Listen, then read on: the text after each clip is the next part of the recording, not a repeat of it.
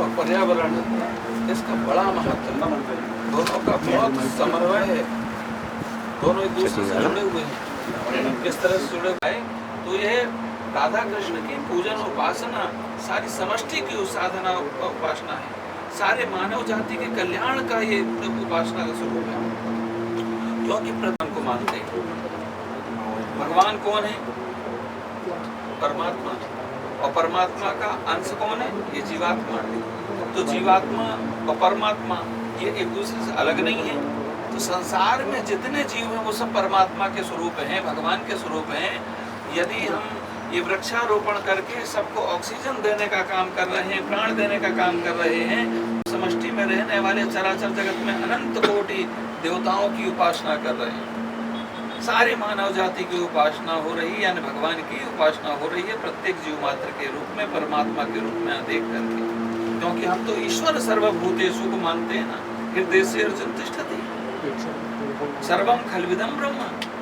तो इस रूप में गायकवाड़ जी को एक तो हमारी शुभ अनुशंसा है, शुभ सतम आप 100 वर्ष तक आपकी शतायु हो, दीर्घजीवी भी हो, दिव्य जीवी भी हो, और आप जो लोक कल्याण के लिए और इतना सुंदर आपने उपक्रम सोचा है, ये सारी मानव जगत में जिस भाव के साथ में निकले हैं वो भाव आपकी उपासना का स्वरूप बने। क्योंकि हमारे यहाँ प्रत्येक कार्य को धर्म से ही देखते हैं, जन्म से लेकर मृत्यु पर्यंत तक, प्रातःकाल जब हम जागते हैं तब से विश्रांति तक जो भी कार्य करते हैं उसमें धर्म देखते हैं।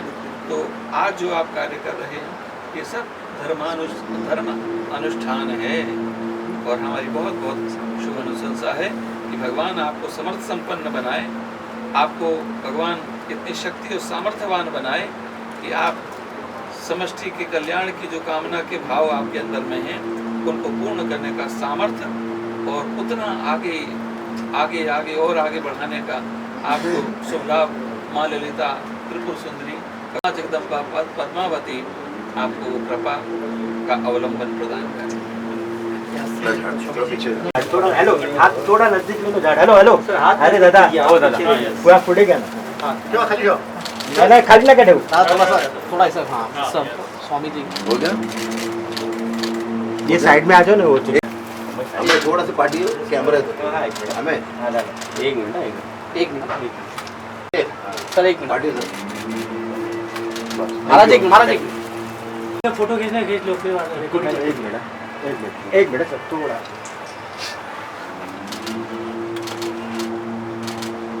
हाँ 1 मिनट सब लोग हो गया। अभी इधर देखिए, आशीर्वाद देने एक नंबर। थैंक यू सर, आप देख लीजिए। ओके सर, जाते हैं समझे जाते हैं। आपने उसी धर्म के अनुरूप वृक्षारोपण का यह कार्य सारी प्रकृति की पूजा, परमात्मा की पूजा के रूप में आपने एक उपासना के रूप में लिया है। और वनवासी अंचल में जो हमारे समाज के एक बहुत महत्वपूर्ण अंग हैं और जिसके लिए अनवरत हमारा 75% जो समय है जिन आदिवासी वनवासियों के लिए जाता है, हमें बड़ी प्रसन्नता है कि उन आदिवासी क्षेत्र के बच्चों के लिए आपने विद्या के संसाधन उपलब्ध कराए हैं। पढ़ने लिखने के लिए आपने पुस्तकों से लेकर तमाम जो तरह की व्यवस्थाएं आपने उनके लिए की हैं। मैं इस वर्धंती महोत्सव के उपलक्ष्य में वृक्षारोपण के इस कार्य को भगवान की ही उपासना के रूप में देख रहा हूँ, परमात्मा की उपासना के रूप में ही देख रहा हूँ। और एक धर्माचार्य होने के नाते, हिंदू धर्म के सर्वोच्च पद पर होने के नाते आपने जो प्रकृति की पूजा का उपक्रम किया है, जिसकी आज नितांत आवश्यकता है सारी विश्व की मानवता के लिए और संपूर्ण उदार चरितानाम वसुधैव कुटुंबकम की अवधारणा के लिए, और दूसरा हमारे सनातन सिद्धांत में सर्वे भवन्तु सुखिनः सर्वे सन्तु निरामया की अवधारणा के स्वरूप में आपने जो संपूर्ण विश्व को ऑक्सीजन देना, प्राण वायु देना जैसा है, आपने अपने जीवन को आगे बढ़ाने के लिए संसार को भी आपने जीवंत करने का एक उपक्रम किया है। मेरी बहुत बहुत शुभ अनुशंसा है आपके इस भूरी भूरी प्रशंसा है इस महान कार्य के लिए, अद्वितीय कार्य के लिए। और आप जीवेद सदा सतम। जैसे अभी आपने कहा कि एक प्रश्न है मेरे मन में कि अगर मानव संसाधन के लिए जिस तरह लोगों के लिए आज बड़ी बड़ी इमारतें बनाई जा रही है, पर्यावरण का कत्ल किया जा रहा है। आपको पता होगा पिछली सरकार ने कारशेड जो पवई में बन रहा था उस पर रोक लगाई थी, लेकिन अभी नई सरकार ने उसको शुरू कर दिया है कहीं ना कहीं पर्यावरण को नुकसान पहुंचाने के तौर पर। कैसा देखते हैं सर आप इसको? प्रत्येक सरकार अपने अपने तरीके से करती ही है, और यहाँ भी वर्तमान में चूँकि मैं पर्यावरण मंत्री जो केंद्र में हैं भूपेंद्र जी, उनके भी उनके संपर्क में सतत रहता हूँ और वो मेरे संपर्क में रहते हैं। तो जो वर्तमान में पर्यावरण के संरक्षण के लिए जैसे वृक्षारोपण का कार्य, विकास के लिए जो कार्य किए जाएं वो जो बहुत नितांत आवश्यक है, वो अपनी तरह से आवश्यक है, वो भी राष्ट्र निर्माण के लिए होने चाहिए। लेकिन पर्यावरण की रक्षा और सुरक्षा के लिए भी सरकार अपने अपने स्तर पर जो काम करे, हम चाहते हैं कि इस तरह का उपक्रम जिस तरह से आज जो हो रहा है, ऐसे उपक्रम नित्य निरंतर चलते रहना चाहिए। इसके लिए हमेशा प्रयत्नशील रहना चाहिए। और ये हम समझते हैं कि सभी अपने अपने क्षेत्र में, समाज सिर्फ राजनीतिक जगत में नहीं, ये जिम्मेदारी सबकी है, सामाजिक जगत की है, धार्मिक जगत की है। सभी क्षेत्र के लोग इसके लिए आगे बढ़ कर के काम करें। दूसरे स्वरूप में हम एक बात विशेष घटना के संदर्भ में बोलेंगे।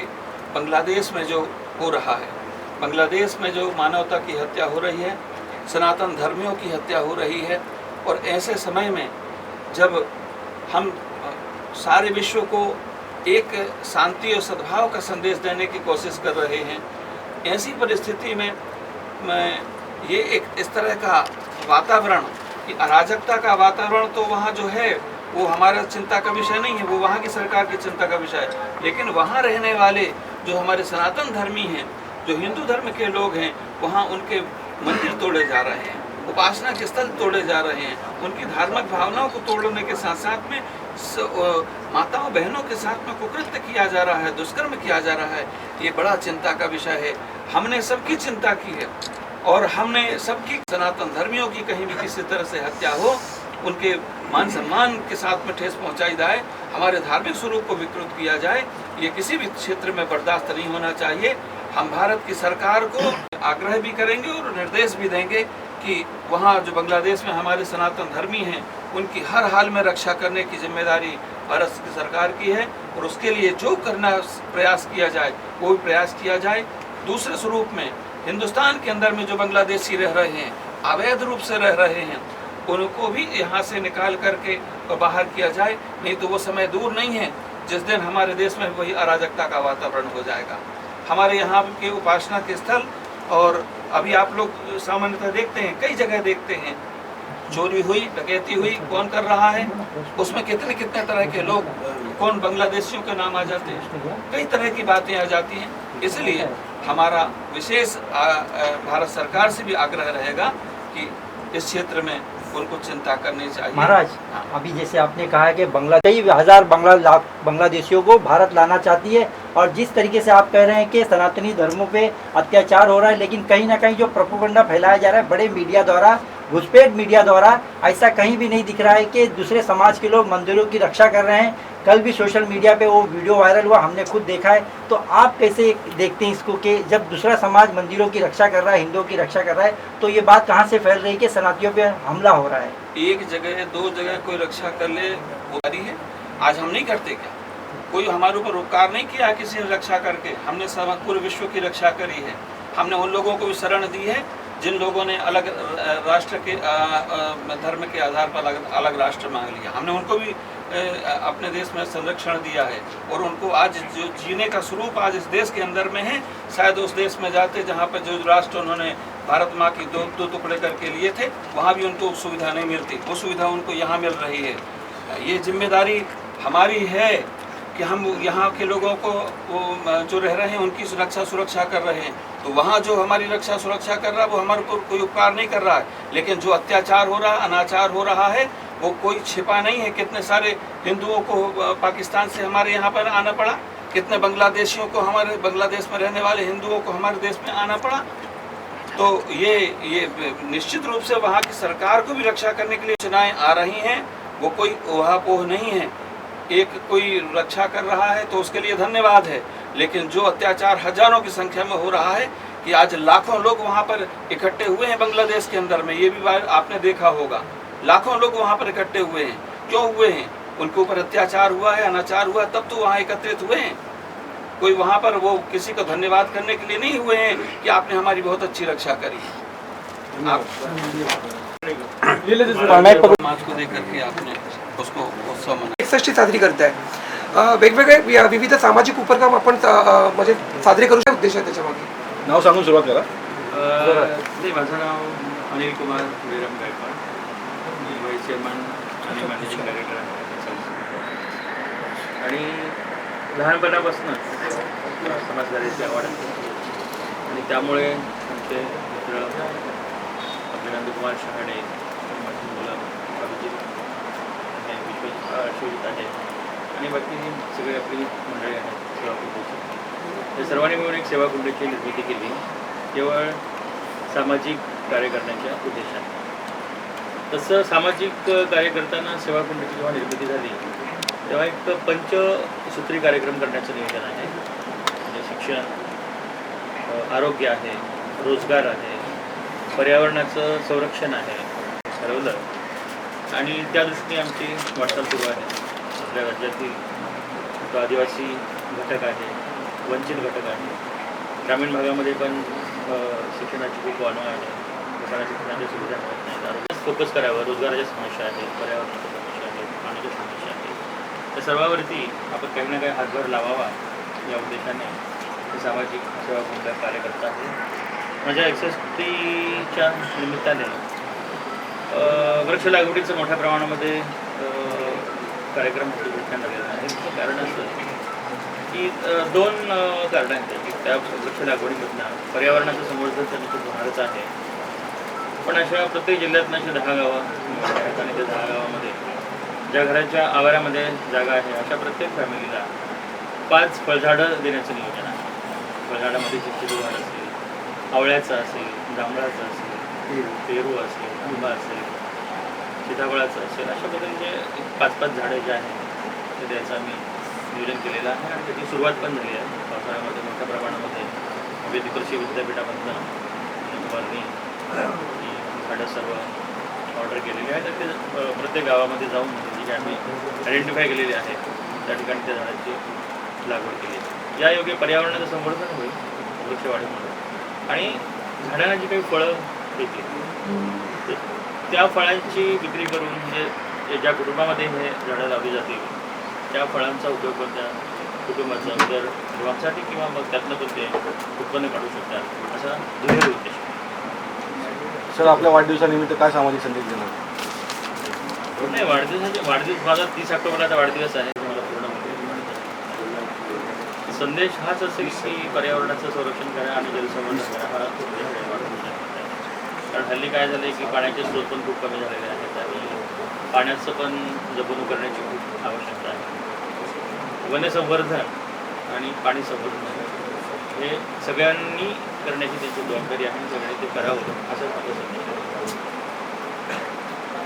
Sir, can you throw some light on the Sevakund Trust which you are running and what are its CSR activities? Trust तो माझ्या नावाने आमच्या सर्व त्याच्यावरून काढलेला आहे. सेवाकुंडावरती प्रामुख्याने ट्रस्ट टाकतील नंदकुमार हे हिरिरीने काम करतात त्याच्यामध्ये. तर नंदकुमार आपण सेवाकुंडाचं जे काही कार्य सुरू आहे त्याबद्दल नंदकुमार सांगतो.